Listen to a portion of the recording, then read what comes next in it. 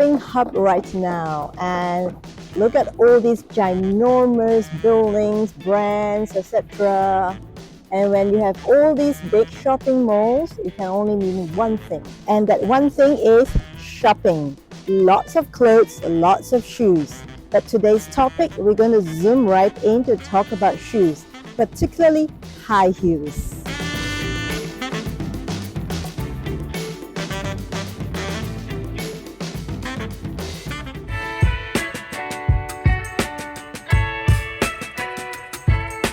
Look at it! I found a pair of my old killer heels. Check out the heels. I used to love them. In fact, I still like them. It still looks pretty good. But you know what? I haven't worn it for like 3 years at least. But I'm going to wear it today just to talk about the effects of high heels on our body. And I'll wear it to explain what it actually does to our posture, our body in the long run. So here it is, me and my killer heels.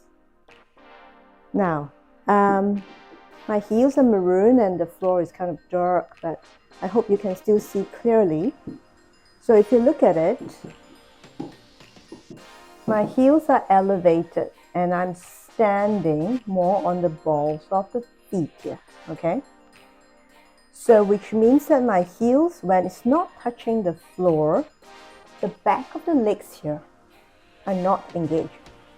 That means our hamstrings are not quite engaged.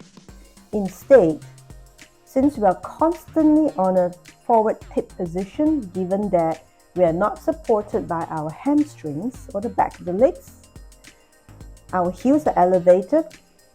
In this position, our quadriceps or our thighs are constantly working to contract so that it can hold us from tipping forward. Because standing on the balls of our feet, we will be trying to go forward, and it's these muscles that's constantly firing to hold us back so that we don't fall over. Now let's try to understand all that from a structural integration point of view.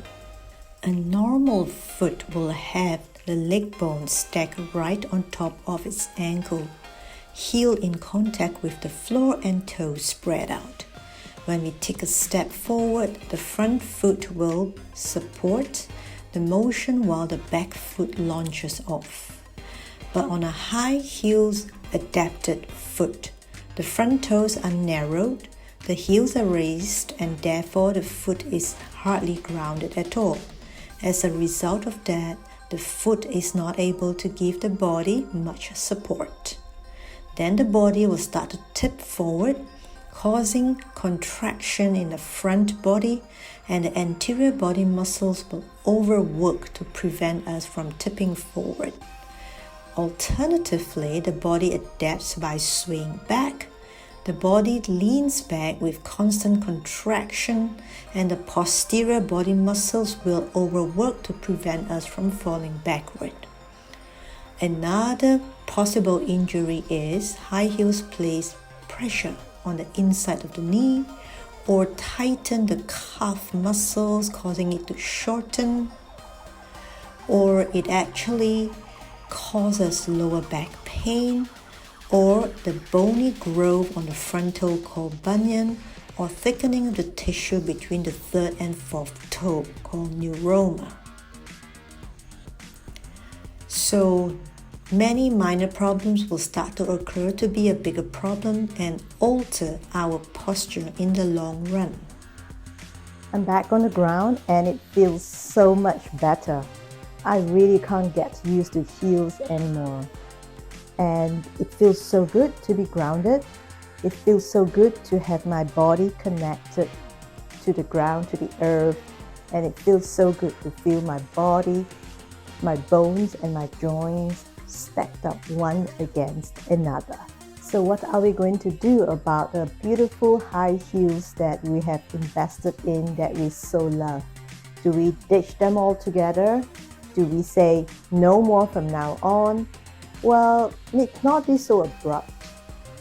What I used to do is, when I slowly went from high to medium to flat, I went through a transition. I still wore the high heels, but I wore lower heels most days. So the high heels are then for special occasions. And then as I go on to walk on even lower heels, then I ditched the highest heels altogether and I started to wear the medium heels on special occasions and then the lower heels on most days. And gradually I ditched the medium heels and I only wore low heels on special occasions and flats, and these days only sneakers every day. I just want to bring this to mind because I work with a lot of clients and people who come to me for private sessions, one-on-one, movement, rehab, are mostly office executives, professionals in their own right, and most of them women, and many of them love high heels, and they all have very similar syndrome of the body tipping forward, as I've explained. Now, as a result, I mentioned earlier, it does weaken the core. It also weakens the hamstring and it makes the hips really tight. So when they came to my classes, it came with like a range of problems. The range of problems include slight pinch in the lower back, feeling really tight and uncomfortable in the spine, or they feel like the legs weak or don't have enough strength, or they tire easily when they climb the steps, and so on. So, I asked them if they had any injury recently. They say no. But then as I probe further, it always comes back to a lifestyle issue, which is the high heels they wear most often. It's not enough to give us big problem, but it's not enough to keep us free from discomfort either. So my suggestion is reduce your wearing time on high heels and gradually wear more flatter shoes. Try that high heels regression wear practice over a period of time and gradually regress even more. You may not have any problems right now, but we're talking about prevention here. We're talking about something long term, okay? We do want to take good care of our health, of ourselves, so that our health, our posture, our body is sustainable. And if you already feel some tightness or stiffness in your spine, it's really time to seriously think about reducing the amount of time you spend wearing the high heels. It's really not a bad idea at all to gradually evolve to wearing just flat shoes.